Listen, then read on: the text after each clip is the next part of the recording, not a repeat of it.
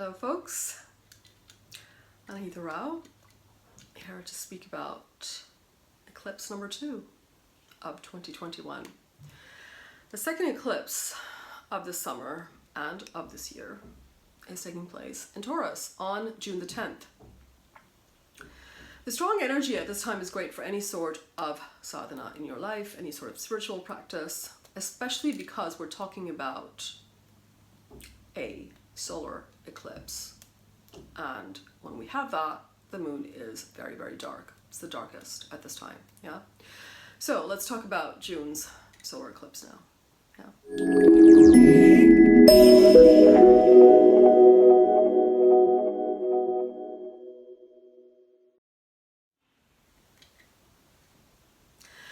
Now, being shadow planets, Rahu and Ketu obstruct the thinking when they come into contact with the sun or the moon. They can make the mind paranoid and overreact to people and to situations. They can also make one obsessive and compulsive. But on the other hand, there is enormous potential for growth, spiritual growth, intuitive knowledge, when the nodes connect to the luminaries, the sun and the moon. So let's talk more about the solar eclipse. It's taking place in Taurus on June the 10th at approximately 11 a.m. UTC in the nakshatra of Mrigshira at 25 degrees. This eclipse is caused by Rahu, which is about 9 degrees away in Rohini. And this eclipse will highlight matters related to your finances. With Taurus energy getting activated, we may be thinking about matters connected to family and wealth overall. Also be cautious of the food you consume around this time and make an extra effort to ensure you are not eating packaged foods. We can also be thinking about new ways to make money at this time, as well as how to save money for ourselves, for our family. Many people may undergo a change in values as well and start to review their life goals at this time. Of course, again, this eclipse directly impacts Taurus and Scorpio, but also those who have personal planets close to the eclipse degree. Yeah.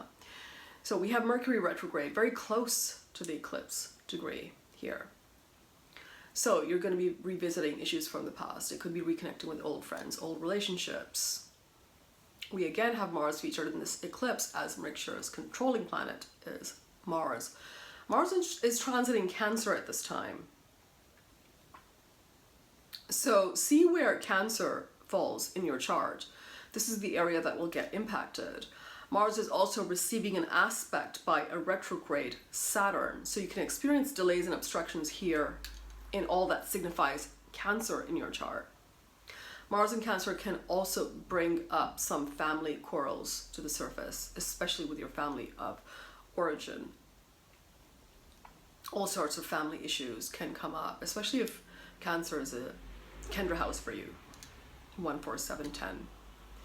You may see some oversensitivity and knee-jerk reactions with people also at this time. Mars goes into the Leo Navamsha, which can spark some discussions that you may have been avoiding. This eclipse takes place in the first pada of Mrigshira, which is in the Leo Navamsha. It's a bit less intense though than the May eclipse. Yeah. It's falling in the first pada though, so we can suggest some new beginnings perhaps at this time or around this time. Remember, see before 1 week before the eclipse and 1 week after to see how it's manifesting. It can be a time that we are creating new foundations in our life.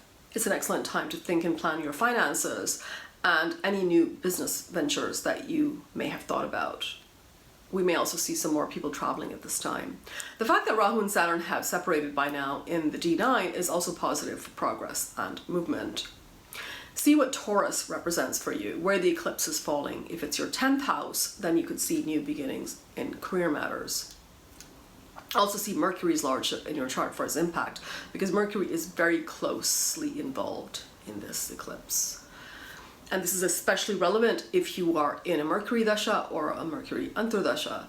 With Mercury retrograde in the mix, it's important not to come to conclusions too quickly. Communications could be muddled, creating chances of misunderstandings. So check and double check everything. Mrigshira is known as the searching star. Though the Taurus portion is good for money matters related, so it's more connected to money and finances and things like that. Some favorable activities include arts, healing and rejuvenation, socializing, education, shifting your home, traveling, moving to a new location, communication, which may be compromised because of Mercury's position at this time. So you can make plans, but wait, I'd say, a few days to act on them. Any creative pursuits are also favored at this time. Health, spiritual initiations, any regenerating activity, and because it's connecting to the Leo Navamsha, this can be the creation of something new as well. As I said before, creating something new is an excellent time for that. It could be anything new. It could be any kind of new endeavor, a new project. It could be a new business. Perhaps you've been thinking about writing a book. Fantastic time for that. It's a great time to put all of those things into action.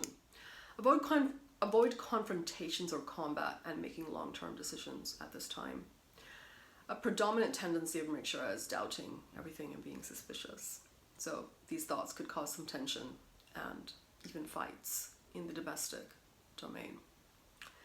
We have the controlling planet of this nakshatra, Mars, aspected by Saturn. So again, be watchful for emotional confrontations and reactiveness. And with Saturn's aspect to Cancer, family issues can come up that you need to revisit from the past. Issues from last June, replayed last December, may also come up now that need to be resolved once and for all. I posted a monthly forecast on my website, so you can read more about it there. That's it for now. Thank you, folks. All the best.